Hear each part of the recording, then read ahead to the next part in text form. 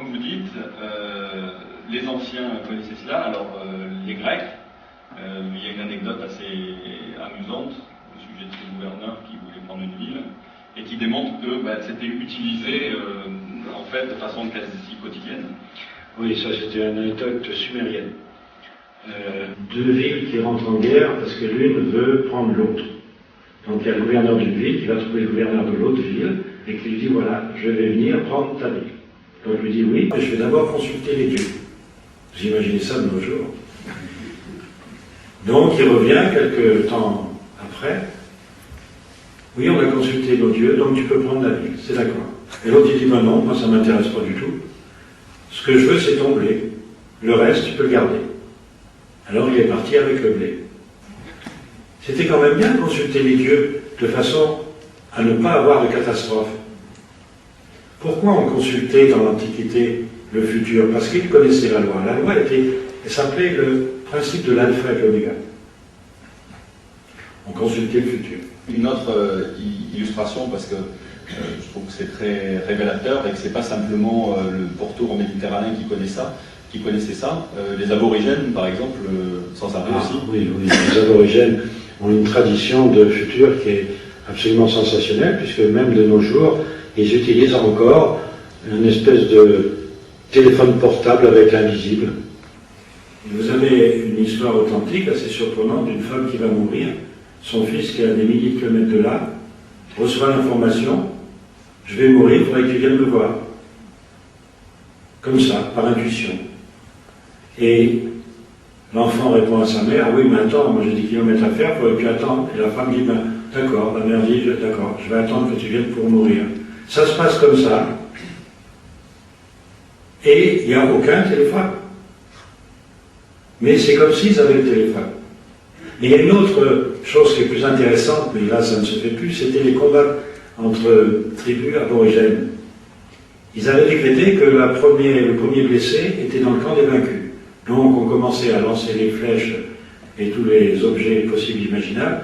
Dès qu'il y en avait un qui était blessé, le combat s'arrêtait. Le vainqueur était celui qui n'avait pas de blessé, qui n'avait pas eu le premier blessé. Le problème, comme ils en sont venus là, en disant plutôt que de faire la guerre et d'avoir des dizaines ou des centaines de morts, il y a un affrontement, et le premier blessé, la guerre s'arrête, voilà. Déclare le camp est vaincu. Et ils ont été plus loin, puisqu'ils se sont dit pourquoi faire la guerre? Et on n'a qu'à le voir dans le futur qui va gagner. Donc, on a interrogé par le futur, on voyait, tiens, c'est toi qui vas être blessé, donc, c'est toi qui es dans le camp des vaincus. Et tout le monde acceptait ça. Et pourquoi on acceptait ça? Parce que tout le monde savait que c'était une loi.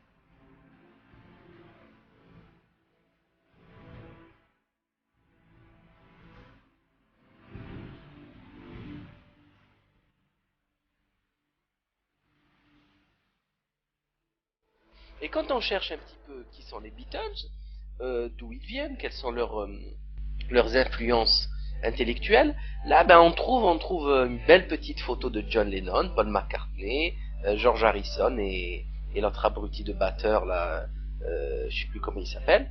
Donc là c'est Yellow Submarine apparemment. Et on a un John Lennon qui fait le cornuto, hein, les deux cornes de Satan, et on a McCartney qui fait le 666. C'est le hoquet avec les trois doigts séparés qui forment 3-6. Si on démarre à la phalange la plus supérieure de chaque doigt, qu'est-ce qu'on a? L'extrémité de chaque doigt, on a un 6, 6, 6. Bon, jusque-là, c'est vrai que c'est très inquiétant, hein, c'est extrêmement inquiétant. Qu'est-ce que font ces deux personnes? avec des signes aussi flagrants. Un, il nous fait un signe satanique de sorcellerie, qu'on peut retrouver dans n'importe quel livre de la Wicca, et l'autre, il nous fait un signe un peu plus subtil, mais que l'on connaît en symbolique, pour tous ceux qui s'intéressent au satanisme, au luciférianisme d'Anton Svangdor Lavey, la Wicca et compagnie. On a le 666. Bon, qu'est-ce que ce 666? Qu'est-ce que ce satanisme? D'où ça vient? Ben, très très simplement, ça vient de leur mentor de toujours, Aleister Crowley, autoproclamé The Beast 666, la bête 666. Il faut absolument se pencher sur l'histoire de cet Aleister Crowley. Paul McCartney l'a souvent dit dans des interviews dans Rolling Stones ou dans n'importe quelle autre revue, que c'était leur mentor intellectuel, que John Lennon l'a aussi dit, que le but des Beatles, leur idéologie, c'était do what du welt, fais ce que tu veux, l'église de Thélème. Donc là, on a dans l'album Sgt. Pepper, on a en haut à gauche, la deuxième tête à partir de la gauche, c'est Aleister Crowley. Et Paul McCartney a précisé que dans cet album, il voulait mettre comme photographie tous leurs héros. Tous leurs héros. Il y a Bob Dylan, il y a des actrices, des acteurs connus.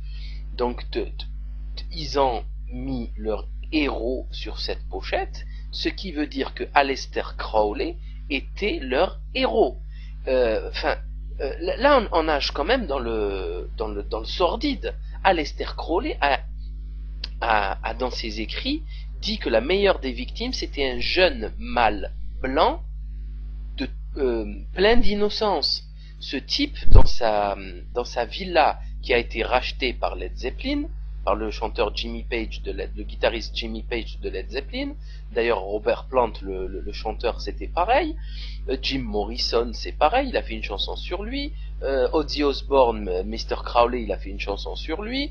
Marilyn Manson, on n'en parle même pas. Bon, bref. Donc, The Beast, Aleister Crowley faisait des sacrifices rituels. Il a été exclu d'Italie pour, justement, des accusations de sacrifices rituels. Il s'est retrouvé aux États-Unis, c'était pareil, on l'a accusé de sacrifice rituel. Enfin, il était le grand prêtre de la Golden Dawn, ami intime de Hubbard et Jack Parsons, le gars qui a explosé la bombe atomique, Trinity, 33e parallèle, etc., et qui voulait, dans un acte d'alchimie pure, de transformation j'en ai déjà parlé. Bon, là, on est quand même, on est dans du lourd, du très lourd. C'est du sérieux. On vous explique qu'ils sont de son idéologie. Ce type, Aleister Crowley, est complètement cinglé. Il a écrit des livres en expliquant qu'il lui venait du ciel. Là, on voit sur cette photo quand même le triangle des Illuminati. Hein, c'est clair quand même. On a le triangle avec la lumière c'est clair. Lucifer, the bearer of light. Là, on est c'est exactement la même importance, la même carrure que Albert Pike. C'est du sérieux. Je comprends pas. Et il faut quand même se pencher sur les écrits, sur le réel, le concret. On ne peut pas qu'applaudir et être touché par la pseudo volonté de paix, etc., sans chercher derrière. Il faut chercher derrière. Quand John Lennon dit que leur but, leur idéologie, c'est l'église de Thélème, c'est fais ce que tu veux, c'est exactement la même idéologie mot pour mot de Anton Svangdor Lavey, le créateur de l'église satanique, de la Church of Satan. C'est en 1966, je le rappelle. C'est quand même extrêmement grave. Juste pour ça, on devrait mériter la guillotine. On est dans l'apologie de Satan. On est dans l'apologie du matérialisme et l'apologie de Satan. L'apologie du sacrifice rituel. Soyons sérieux. il faut quand même un petit peu éviter de, faut éviter de dire n'importe quoi et d'applaudir à n'importe quelle chanson. Les Rolling Stones, c'est exactement pareil. Lisez, enfin, Sympathy for the Devil des Rolling Stones. Regardez l'album de Babylone des Rolling Stones. Il y a des paroles des Rolling Stones extrêmement choquantes, des titres d'albums aussi. Enfin, c'est l'apologie de l'héroïne. Brown Sugar, ça va très très très loin. On est dans l'apologie de tous ces chanteurs. Sting a étudié Aleister Crowley. Tous ces chanteurs ont fait des chansons à Aleister Crowley. Quelles sont vos fréquentations? Enfin, on m'a toujours dit, dis-moi qui tu fréquentes, je te dirai qui tu es. Enfin, avoir comme fréquentation un prêtre satanique qui est accusé d'avoir pratiqué des dizaines et des dizaines de sacrifices rituels, ça me paraît pas être de bonne référence. Donc, et pour finir, comme toujours, il faut toujours une fin à toute chose, sauf au Seigneur de l'univers, Seigneur de la création. Cette image de Imagine, avec bien sûr le symbole de Peace, bidule, là, c'est le mouvement Peace and Love, là, qui est une totale création de la New Age, de la CIA et compagnie, avec le symbole, bien sûr, de la croix brisée inversée, hein, et que tout le monde applaudit, que tout le monde achète et met comme pendentif. Et en fait, c'est un talisman satanique. Donc, faudrait franchement arrêter ces bêtises et fouiller un petit peu les choses avant d'applaudir bêtement, parce que là, franchement, il se régale. Hein. Il se régale à nous prendre pour des abrutis.